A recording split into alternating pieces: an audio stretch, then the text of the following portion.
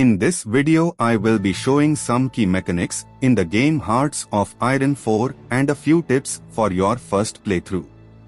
I recommend choosing 1936 because it gives you plenty of time for working on your industry or focuses before World War II starts in a historical game or just gives you more time to mess around in a non-historical game.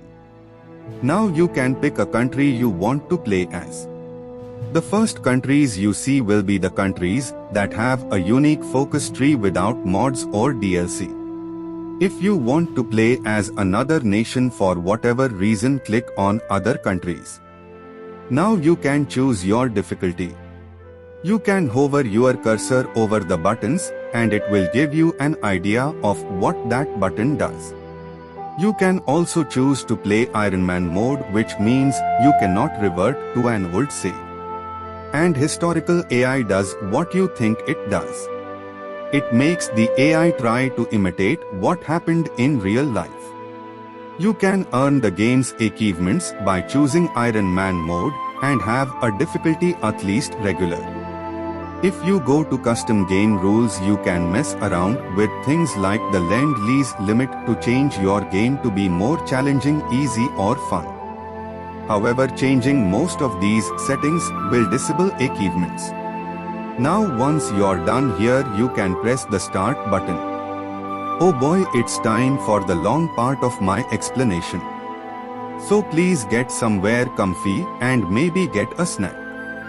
And please subscribe and maybe I can finally get the motivation to make another YouTube video. Anyways, if you see the top left corner, there is your country flag, which leads to your country's laws, political parties, leader, focuses and other things to do with your country's politics. Next to that, at the very top is a whole lot of stats. I will go over them from left to right. Political power shown as a fancy building and is your leader's power to do things. You can spend it by making decisions, changing laws and other things to do with your country's politics, and it will refill over time depending on factors such as your stability. Next to that is your country's stability. You can increase it by making your people like you by increasing war support, making decisions and completing focuses. Next to that is war support, and it is increased the same way as stability and affects how well your soldiers will fight for you.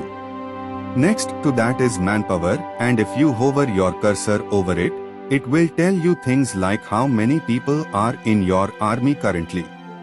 Next to that is the amount of factories you have. Next to that is fuel and supplies. And finally you have convoys, which are used to transport equipment and people overseas. Next to that is command power and military branch XP, which we will go over later. This is what happens when you click on the flag icon. As you can see, it shows everything I explained before. Next, I will show you what happens when you click on the focus button, which should look like a rectangle at the top next to a symbol. These here are your focuses. They are pretty much your quests. You complete them and they let you complete more focuses and give you benefits. Here, when you click on a focus, it will tell you how long it will take to complete them, the effects, what you need to start it, and the small green start button to start the focus. Here is what happens when you click on the research button, which looks like a test tube, paper and magnifying glass. Here you have slots that you can use up to begin research on new technologies. Here it will also show your research speed boosts and temporary bonuses. Here is when you click on a slot. You can choose from many categories technology you think you require. When you click on a technology, it tells you how long it will take to research it, what it will give you, and a small description of the technology. You can click on the green research button if you want that technology. This is the construction tab, which looks like a machine. Here you can build things in your provinces by clicking on the thing you want to build and clicking on a province with enough space. You can hover your cursor over a building to find out what it is. And you can right-click on Stop Building on a province or Shift right-click to stop all builds on a province and Shift left-click to build as many of the selected building as you can on a province. The provinces with lines through them are provinces where buildings are being built. Blue provinces are full and green provinces have space. This is the production tab that looks like a gear and wrench. Here you can choose a category and tool to begin producing it. And you can increase the amount of military factories being used to create that tool to create more. In the Trade tab, which looks like a crate surrounded with arrows, you can see your resources being extracted and resourced being exported or imported. You can click on a country in the certain resource categories and it will open up a small box where you can create a trade deal. You will be giving away the use for civilian factories but will receive resources. This is the Recruit and Deploy tab, which is the tank with an arrow. Here you can train and edit divisions. When you press edit, you can see all the different soldiers and stats. The soldiers under the support category only give effects to the stats and not create them. You can also check the equipment and manpower needed to train this division. Most of the stats are self-explanatory, but I think that the most confusing stats to a new player are soft attack and hard attack. Soft attack is how much damage a division will do to people or flesh, and hard attack is the amount of damage to metal or armor. Now that you have clicked on train, you can choose a location to summon your troops, deploy them early, stop training, train more and check how the training is going or how much more equipment you need. When you right-click on another country's land, you can see their relationship with you and other countries and lots of options you can choose from. In this video, I will only show the Declare and Justify War buttons. However, here in the Justify War button, you can choose what land you are justifying war for and other things. The lands you choose will be cheaper to annex or puppet once you win the war. On the bottom right of your screen, you should see a lot of small buttons. But please do not feel overwhelmed because I will show you a few important ones through this video. This map button looks like two crates and will show you where in your land supply is missing. It shows this by highlighting them in red or very dark blue. This map mode is accessed by clicking on the open box button and shows what land produces what materials. Here is a nice video where I show some army mechanics, however I cannot explain them because of my text-to-speech speed.